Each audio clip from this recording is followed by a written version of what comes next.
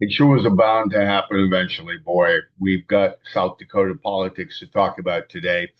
And thanks to our direct source, Florida Action Committee, and an indirect source, the local news up in South Dakota, we find that at long last, uh, probably has happened before, but more recently, a somebody who is an RSO, that is a registered sex offender, one forced to register regardless of the circumstances, is now running for governor there to replace Kristi Noem.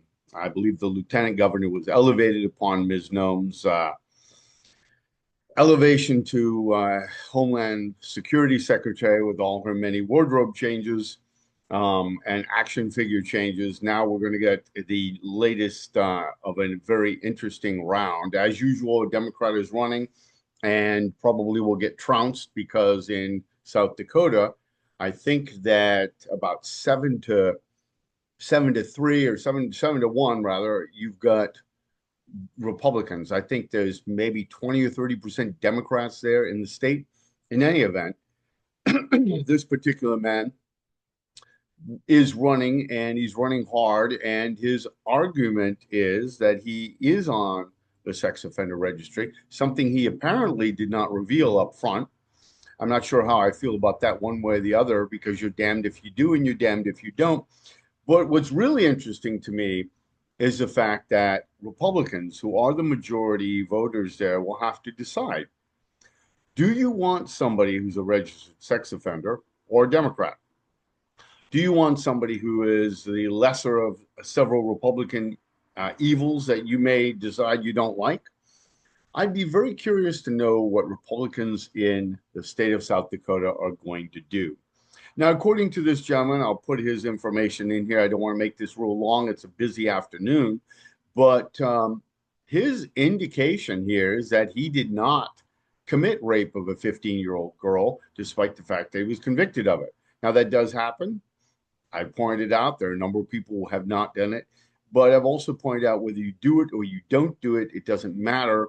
It's the press, it's the politics, it's the existence of the registry, which cements the stigmata on your forehead and elsewhere that declares that you're guilty regardless of it. And then, of course, you have the trolls and the vigilantes. So it'll be very, very interesting if he gets into the governor's mansion, if vigilantes will try to go past them.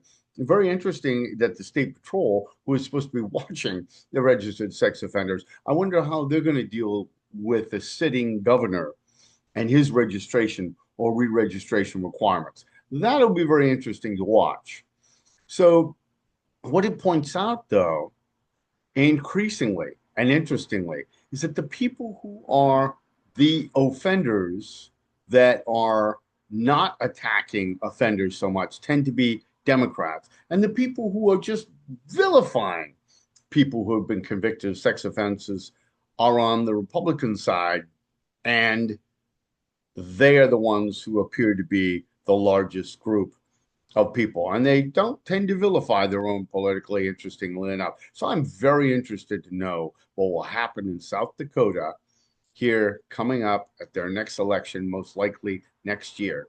It'll be very, very interesting to see exactly who they elect as their governor.